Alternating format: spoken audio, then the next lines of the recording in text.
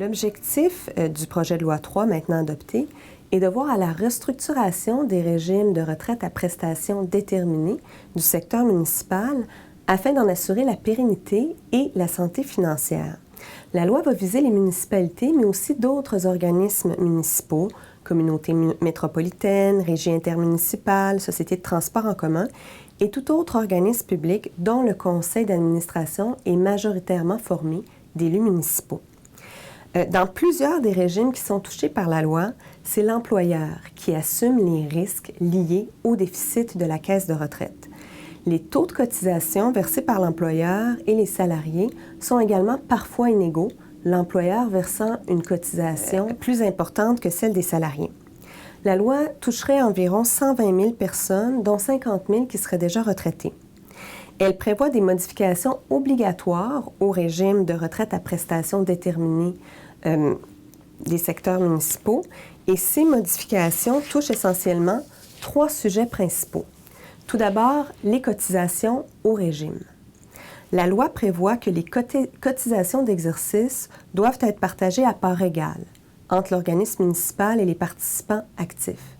Elle prévoit aussi que le taux de cotisation d'exercice ne doit pas excéder 18 % de la masse salariale des participants actifs, 20 % pour ce qui est des policiers et des pompiers.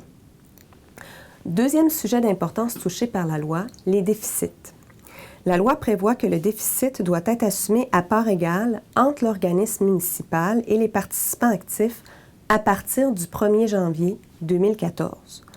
Pour ce qui est du service antérieur au 1er janvier 2014, les régimes de retraite doivent aussi être modifiés de façon à prévoir un partage égal des déficits entre les participants actifs et l'employeur.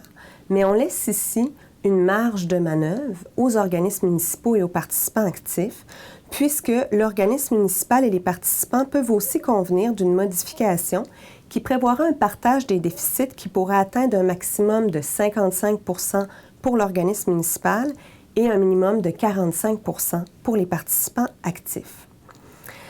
Le troisième sujet d'importance qui est touché par la loi, c'est le sujet des indexations.